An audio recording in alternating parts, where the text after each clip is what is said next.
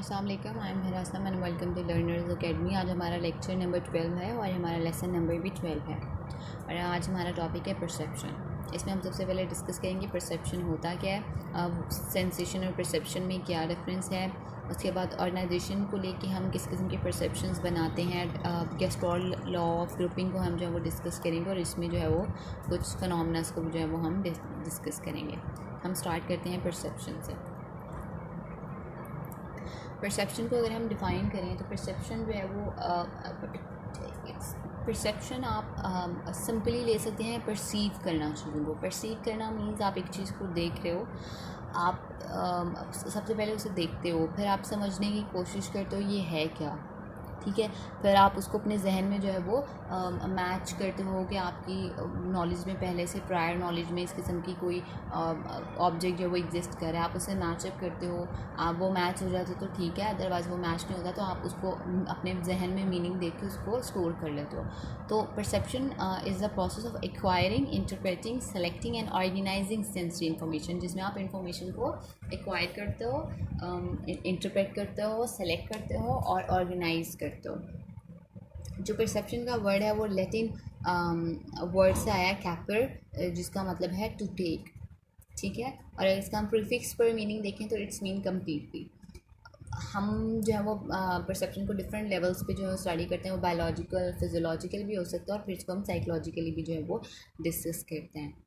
Perception बहुत complex एक cognitive process होता है जिसमें हम यूनिक पिक्चर ऑफ वर्ल्ड लाते हैं, ठीक है। जिसमें हम हमारे जहन में जो दुनिया की तस्वीर बनती है, लोगों की तस्वीरें बनती हैं, हमारा हमारा डिफरेंट थिंकिंग हमारी बनती है, वो दैट इज़ परसेप्शन, ठीक है। और ये ऑर्गेनाइजेशन में भी बहुत ज़्यादा रोल प्ले करता है क्योंकि हर इंडिविजुअल की अपनी थिंकिंग होती है, वो अपने अकॉर्डिंग जो है ना वो चीज़ों को परसीव करता है। तो ये होता है कि सेम स्टिमुलाई या सिचुएशन डिफरेंट रिएक्शंस प्रोड्यूस करती है डिफरेंट इम्पल्स में। वो किस वजह से होता है कि उनका परसेप्शन क्या है।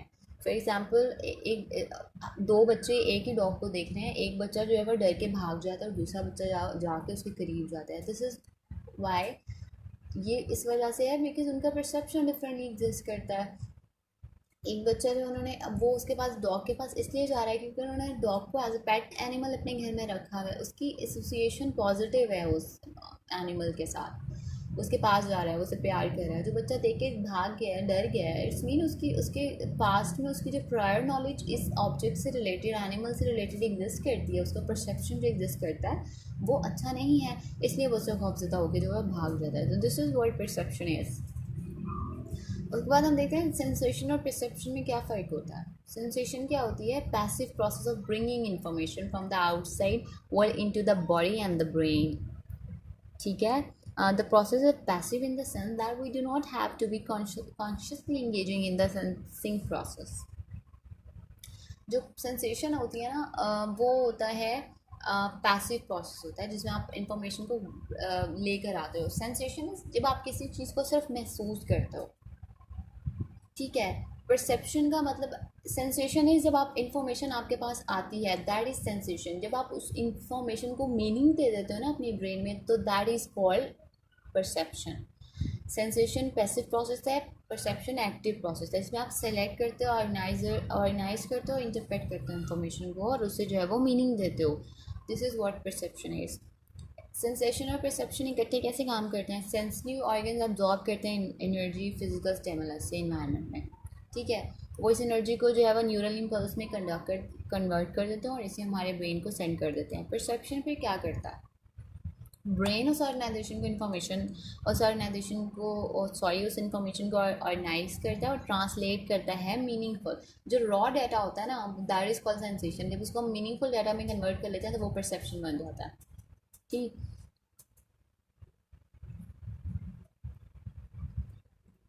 इसको हम साइकोफिजिक्स कहते हैं। Psychophysics the study of how physical stimuli translated into psychological experience, ये साइकोफिजिक्स है।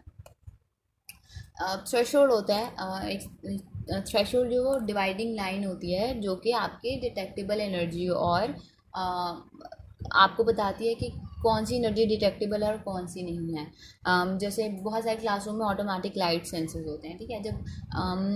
जब लोग थोड़ी देर के लिए कमरे में नहीं होते तो लाइट चली जाती है, लेकिन जैसे ही कोई वॉक करता है उस कमरे में फ़ौरन से लाइट जो है वो वापस आ जाती है। तो एक सेंसर है जो थ्रेशोल्ड फॉर मोशन को जो है वो सेंस कर लेता है। जैसे ही किसी की मूवमेंट उस थ्रेशोल्ड को मीट करती है और लाइट्स जो हैं वो ऑन हो जाती हैं, तो ये जो है वो थ्रेशोल्ड पे एग्जिस्ट करता है। उसके बाद आते हैं perceptual organization. Organizing raw sensory stimuli into meaningful experiences involving cognition are set of mental activities that include thinking, knowing, remembering. Knowledge and experience are extremely important to perception. जब हम organise कर देते हैं रॉ सेंसरी स्टिमुलाई को meaningful वे में, तो that is called perception. हम किस तरह से ऑर्गेनाइज करते हैं अपने परसेप्शन को, इसमें सबसे पहले आ जाता है गेस्टॉल्ट लॉ ऑफ ग्रुपिंग।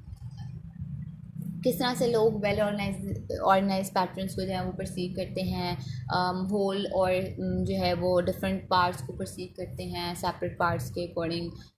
ठीक है, ये सब चीज़ें जो है वो गेस्टॉल्ट साइकोलॉजी ने वो डील करती है। गेस्टॉल्ट साइकोलॉजिस्ट कहते हैं कि whole is different than the sum of its part, whole is greater than the sum of its part. ये जर्मन वर्ड है, ठीक है, जिसका मतलब है कन्फिग्रेशन और पैटर्न गेस्टॉल्ट का।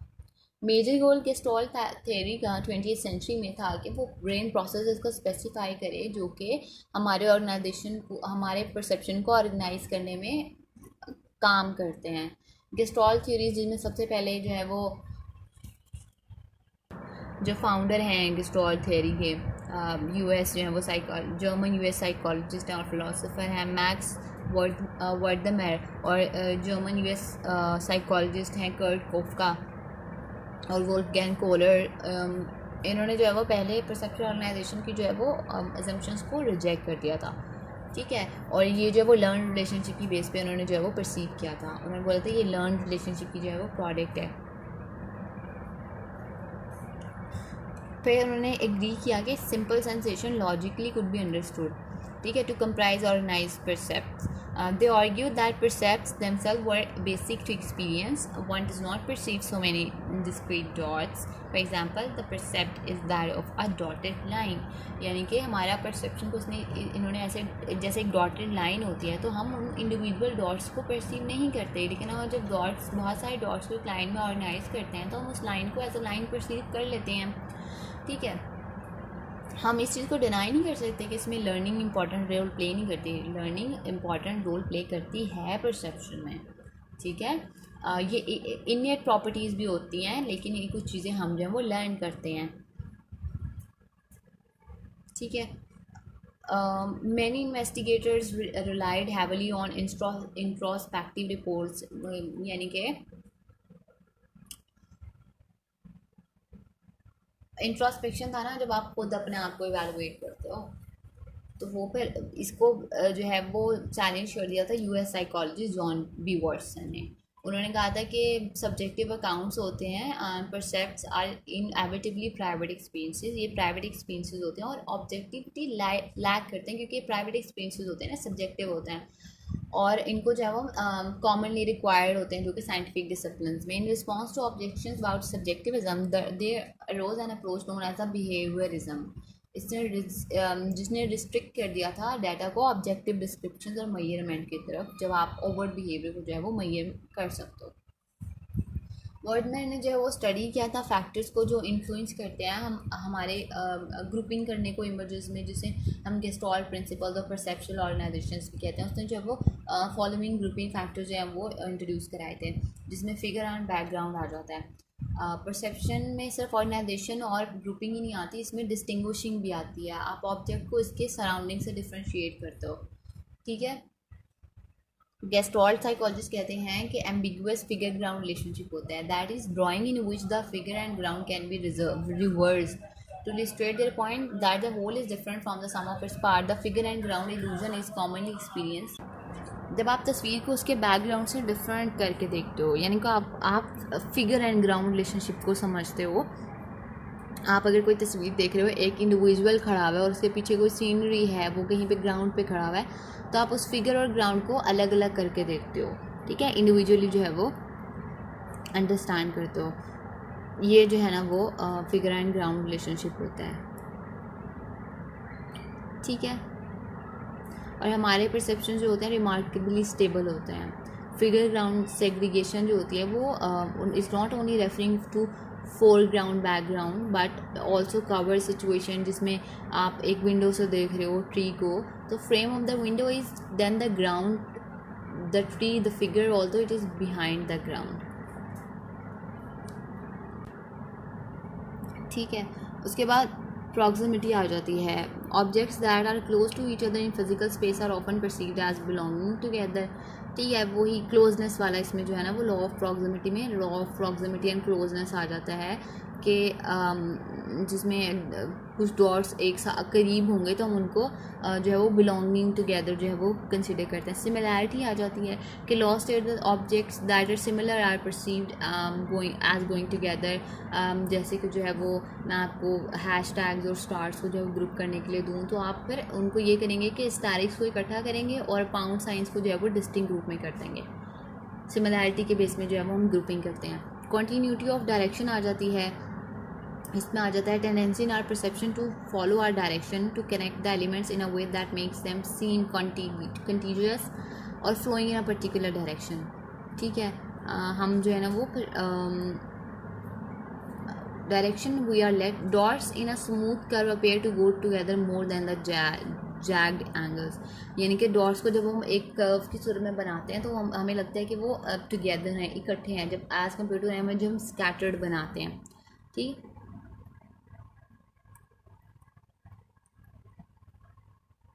अब जैसे यहाँ पे पिक्चर्स भी दी हुई हैं, प्रॉक्सिमिटी की दी हुई है, उसके बाद सिमिलैरिटी की दी हुई है, क्लोजर की दी हुई है। ठीक है, ये डिफरेंट जो है पिक्चर्स दी हुई हैं। क्लोजर की आ जाती है that there is a tendency in our perception to complete incomplete figures. हम जो है वो कंप्लीट करते हैं इनकम्प्लीट फिगर्स को, गैप्स को फिल करते हैं।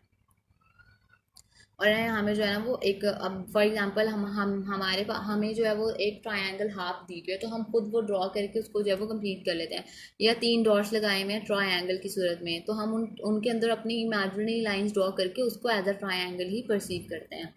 सिंप्लिसिटी एंड प्रेगनेंस आ जाती है, वही group elements that make a good form. हम देखते हैं कि गुड फॉर्म कहाँ पे बनती है। ठीक है, वो वेग भी हो सकती है, सब्जेक्टिव भी हो सकती है। गुड फॉर्म जो है ना वो इजीएस्ट और most simple kind of thing है। हम जो है वो जैसे यहाँ पे सिंप्लिसिटी का दिया हुआ है कि हम गुड फॉर्म में जो है वो चीज़ों को ऑर्गेनाइज करते हैं। हम उन्हें किसी शेप की सूरत में जो है वो जैसे फॉर एग्जांपल हम अपने फ़ोन में जो है वो चीज़ें यूज़ करते हैं। हम 2 डॉट्स लगाते हैं जो हमारे एक्सक्लेमेशन मार्क्स होते हैं, I think, I don't remember the name. जो वो डॉट्स लगाते हैं हम, 2 डॉट्स इकट्ठे होते हैं, मुझे उसका नाम नहीं याद आ रहा, स्माइली में जो हम यूज़ करते हैं, और इसके आगे हम ब्रैकेट जो है वो लगा देते हैं, स्मॉल ब्रैकेट होती है। तो अगर देखा जाए उनको हम अलग अलग देखें तो वो 2 डॉट्स हैं और एक स्मॉल ब्रैकेट है, लेकिन हम उसको एज अ स्माइली जो है वो परसीव करते हैं, तो that is due to simplicity. उसके बाद परसेप्चुअल सिलेक्शन आ जाती है कि हम जो है वो सिलेक्ट करते हैं अपने परसेप्शन को। ठीक है, we take in stimuli from this world. हम टेस्ट करते हैं, टच करते हैं, स्मेल करते हैं, हेयर करते हैं या देखते हैं। तो ये स्टिमुलेशन सेवरल डायरेक्शन से आ रही होती है इकट्ठी, तो ये जो है ना वो सिलेक्शन ऑफ परसेप्शन आ जाती है कि नंबर ऑफ स्टिमुलाइज होते हैं हमारे एनवायरनमेंट से आ रहे होते हैं, लेकिन हम अपना एक परसेप्चुअल सिलेक्शन करते हैं। फॉर एग्जांपल एक बच्चा पढ़ रहा है और बाहर से शोर आ रहा है, तो या फिर उसके टीचर लेक्चर दे रहा है और बाहर से शोर आ रहा है, तो यहाँ पे आप परसेप्चुअल सिलेक्शन करते हो कि आपको बाहर वाले नॉइस पे फोकस करना है या अंदर जो आपके टीचर आपको लेक्चर दे रहे हैं उस पर जो है वो आपने फोकस करना है। ठीक है, sometime the stimuli are below the person's conscious threshold, a process called subliminal perception. इसमें क्या होता है कि वो आपके थ्रेशोल्ड से लो होता है तो आप उसको रिकग्नाइज ही नहीं कर पाते।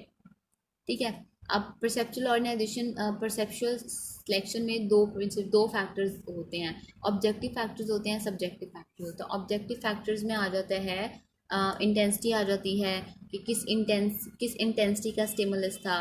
ठीक है, साइज़ क्या था स्टिमुलस का, कॉन्ट्रास्टिंग था या नहीं वो आपकी सिचुएशन से, वो बैकग्राउंड से डिफर कर रहा था, स्टैंड आउट कर रहा था अगेंस्ट बैकग्राउंड या नहीं। ठीक है। रेपिटिशन थी उसमें, एक्सटर्नल स्टिमुलस में, अगर वो बार बार रिपीट किया जाएगा तो वो आपकी अटेंशन को जो है वो गेन कर लेगा। Motion versus stationary, motion principle people जो है वो मोर अटेंशन पे करते हैं मूविंग ऑब्जेक्ट्स पे, ठीक है, in the field of vision as compare to stationary objects. Novelty, familiarity, new चीज़ थी या फिर वो पहले से आप उससे फेमिलियर थे या नहीं। उसके बाद सब्जेक्टिव फैक्टर्स आते हैं, motivation and habits. Motivation and habits बहुत वाइटल रोल प्ले करती हैं आपके डिटर्मिन करने में परसेप्शंस को इंडिविजुअल के। लर्निंग, मोटिवेशन, पर्सनालिटी लीड करती है एक्सट्रीम इंडिविजुअल डिफरेंसेस पे, ठीक है। और ये क्या करती है, it lead to extreme individual differences because of the way the individual is set to perceive. लोगों के परसेप्शंस डिफर करते हैं, इसलिए इंडिविजुअल डिफरेंसेस एग्जिस्ट करते हैं। कुछ लोग हो सकते हैं रॉन्ग परसेप्शन करें एक चीज़ को और सेम सिमिलर या सिचुएशन को जो है वो इंटायरली जो है वो डिफरेंट वे में कोई और परसीव करे। तो ये जो है वो परसेप्शन को हमने पढ़ा है। इसमें जो है वो डिफरेंट और प्रिंसिपल्स हैं जिसके थ्रू हम अपनी परसेप्शुअल ऑर्गेनाइजेशन करते हैं। यहाँ पे हमारा चैप्टर कंप्लीट हो गया। Thank you so much. अस्सलाम वालेकुम।